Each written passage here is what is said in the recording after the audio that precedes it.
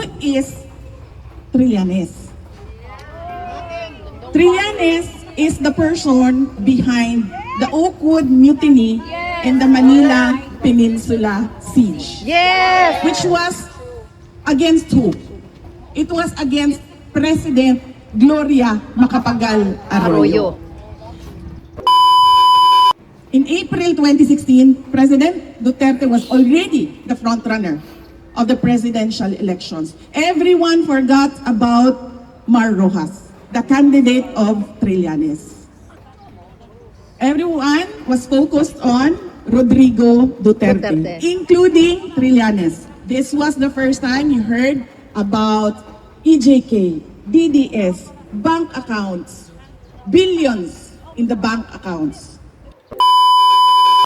President Duterte is the Asian poster boy in answer to the attacks that ICC is only going after the black race.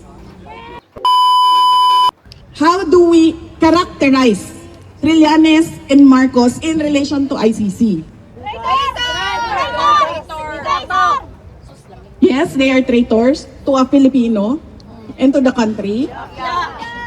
But more than that, ang ICC ay tuta ni Trillanes at ni Marcos. Correct! Ayan, magsisimula ako sa paalala sa International Criminal Court na hindi nila pwedeng gamitin sa mga desisyon nila ang mga sinasabi natin patungkol sa kaso ni dating Pangulong Rodrigo Duterte sa ating mga actions of support kay dating Pangulong Rodrigo Duterte. At syempre, sa mga assessment at opinion natin. Dahil walang nagbabawal sa Rome Statute na ipahayag natin ang ating mga nararamdaman. Lahat ng kanilang pinapalabas, nire-release publicly, ay pwedeng pag-usapan at pwedeng bigyan ng komento. Kaya lagi ko sinasabi, kapag ako ay tinatanong, ano ang tingin ko sa desisyon na nilabas ng ICC? Ang sinasabi ko lagi, walang basihan sa batas. Ano ba ang pinagbasihan nila? Libro ng isang tao na hindi mo naman alam kung ano ang kredibilidad? Correct. Suporta ng mga tao? Siyempre, dahil dating head of state yan, dating pangulo yan, minahal yan, minamahal yan ng marami. Siyempre, meron talaga tayong ipapakita na suporta. Ako, anak, kapamilya, siyempre, magagalit ako sa ginawa sa aking ama at sa isang Pilipino na ninakaw, kinuha, kinidnap doon sa Pilipinas para ihatid dyan sa ICC. Let us start in the year 2017. In 2017, a lawyer submitted a communication to the International Criminal Court. And this was supplemented by a communication by former Senator Trillanes and another person. That was in 2017. In 2018, the court took it under consideration. Between 2017 until 2021, there was investigation, no investigation, put on hold. Let us start first with the complainant. Who is Trillanes? Trillanes is the person behind the Oakwood Mutiny and the Manila Peninsula Siege. Yes! Which was against who? It was against President Gloria Macapagal Arroyo. Trillanes stood on the platform of anti-corruption against Arroyo. We do not know the dealings, the negotiations behind the mutiny and the siege. That is not discussed publicly. When did we next see Trillanes? We saw him next in the Jejomar Binay attack. Vice President Binay was a candidate, a presumptive candidate for the 2016 election. And then what did he do? He attacked Vice President Binay on the platform of anti-corruption. Corruption. But you must remember, he never attacked President Aquino on the platform of anti-corruption. And you remember the DAP, the pork barrel scam of the Aquino administration. And where was Trillanes then? Quiet.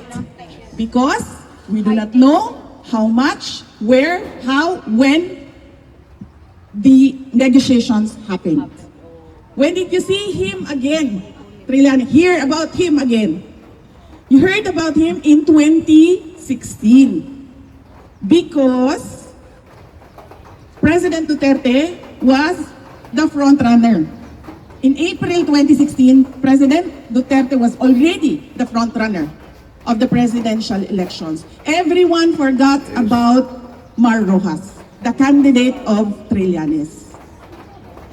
Everyone was focused on Rodrigo Duterte, Duterte. including Trillanes. This was the first time you heard about EJK, DDS, bank accounts, billions in the bank accounts.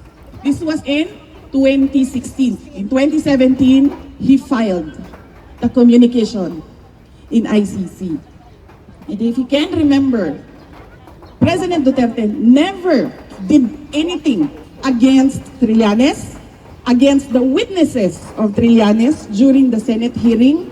He presented Matubato, he presented Las Cañas, and he claimed so many things about the Davao Death Squad. And what did President Duterte do? He told everyone, pabayaan nyo yan. It is his right to speak. It is his freedom to talk about the Davao Death Squad. So that is... Okay na ng payong, sir. Sorry. May panyo ako, ma'am. Ay, sorry. So that was Trillanes. That is Trillanes. Against Gloria Arroyo, anti-corruption. Against Binay, anti-corruption. Against Rodrigo Duterte, anti-corruption. EJK. But do you hear him speak of anti-corruption when it comes to President Aquino and President Marcos? No! Makes you question. What is the anti-corruption platform for? Whose interest is he serving? Yellow. This is yellow, pink, red. Lahat ng kulay, maliban lang sa green. Lucky charm. At, maliban sa green at black. Diba? He is quiet when negotiations happen for his interest. But if negotiations are for the interest of, against the interest of Trillanes, he is noisy. So that is 2017 in the background of the person who sent the communication to ICC. Now here comes ICC. Yes, we take it into consideration, and then yes, we will investigate. We will put on hold the investigation through the years, and then come 2021, we will investigate. And who is the person? Who was the prosecutor who finally defended the investigation? It was Prosecutor Karim Khan, who was dismissed for an entirely different issue, but there was one issue about Karim Khan in relation to the case of President Rodrigo Duterte. And what was it? He had conflict of interest because his previous work was representation of the victims of supposed EJK under the Commission on Human Rights in the Philippines. That was his conflict of interest. But did ICC say categorically categorically that you have conflict of interest. They did not. They just said that the appearance of impropriety excludes him from this case. But how can you give credibility to an investigation by someone who represented the victims? And now you're saying he must be investigated and prosecuted. That is clear conflict of interest. It muddles the entire investigation. That is our complainant, that is our prosecutor. We go to jurisdiction. ICC said, we have jurisdiction because we took the complaint under consideration before the Philippines withdrew as a member of the International Criminal Court. And what does that mean? It means that if you take it under consideration, before withdrawal of a country, there will always be an open complaint, open under consideration, open investigation through the years, even if the ICC will not act on it. And is that justified? Of course not, because it will be a perpetual investigation. There must be an end Yes. to the perceived liability, to the under consideration, to the investigation. Otherwise, it will be 300 years from now, assuming this ICC will exist for 300 years, there will be an open, under consideration, Yes. complaint, communication inside the ICC. That is what the countries who are withdrawing now from the ICC should watch out. Because if there is something under consideration there, even if they withdraw 50 years from now, kung buhay pa yung ICC, they can file a case. That is why we have been saying, you have no jurisdiction. No.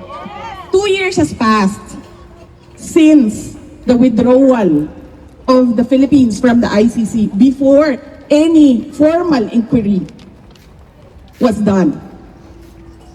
If that is allowed, then there will be no end to the ICC going after sovereign nations. That is jurisdiction.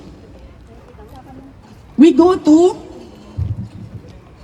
how the ICC disregarded how former President Rodrigo Duterte was kidnapped from the Philippines.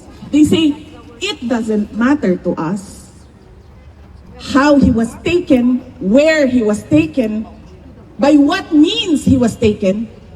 What matters to us was that he was delivered to The Hague and endorsed to the ICC. If this is about justice, then why does it allow injustice to happen to people who are respondents of communications, of complaints inside ICC? Next, we go to interim release, the release of President Duterte. There are 3 things Yes. in the Rome Statute that are to be considered before a release Yes. can be considered or granted to a respondent. First is that he is not a flight risk. Second is that he does not, will not, cannot obstruct the ongoing investigation. And third, he cannot continue to commit crimes under the ICC jurisdiction. You saw President Duterte being pushed, pulled outside of the room, pushed into a plane. Is that a person who is a flight risk? He cannot even walk 3 steps and fall to the ground. In fact, how many times has he slipped and hit his head in detention? No one can count anymore. And no one is talking about it. Yawa mo, Because yawa. why? President Duterte is the Asian poster boy in answer to the attacks that ICC is only going after the black race. Yes!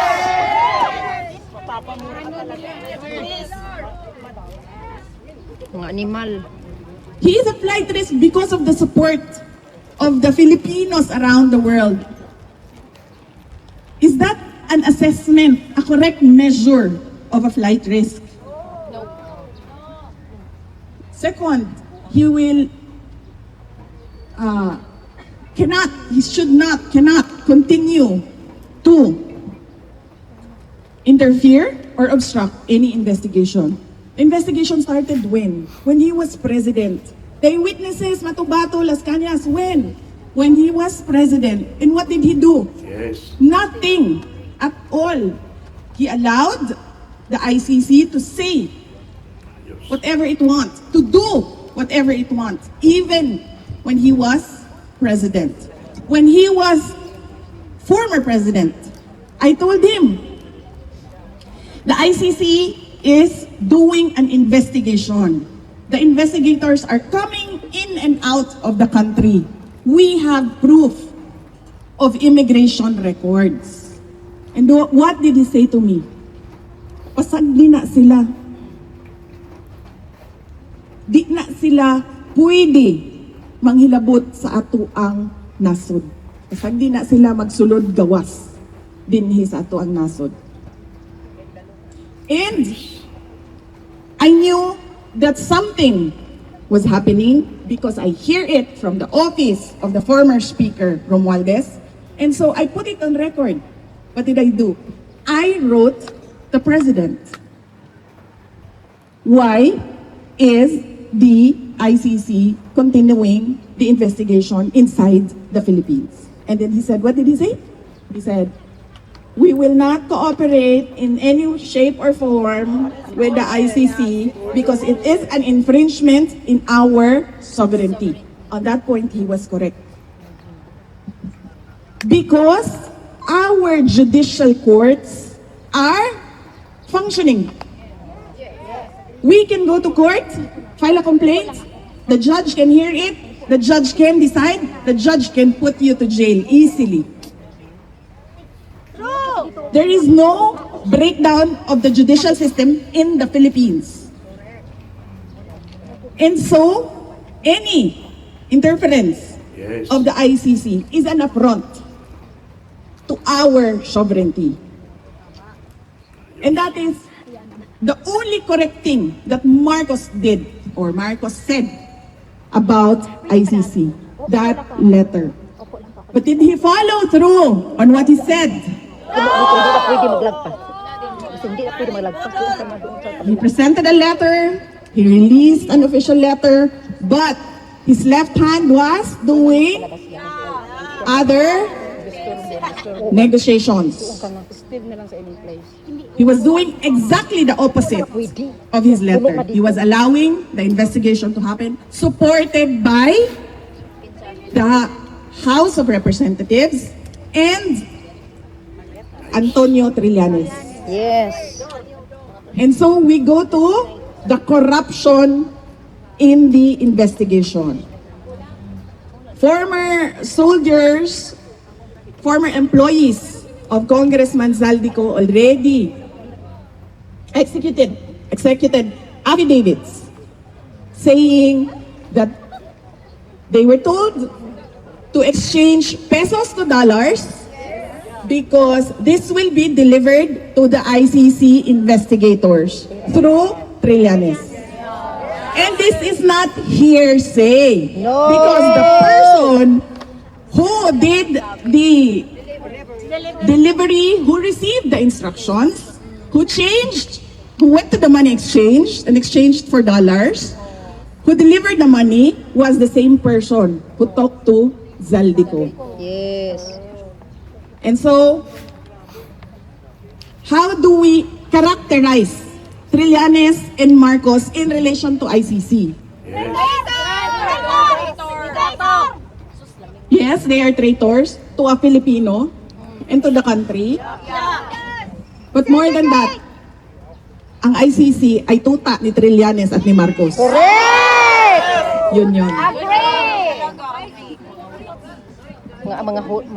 Sorry. Because the ICC has no other case except for the case of President Rodrigo Duterte. And they found what?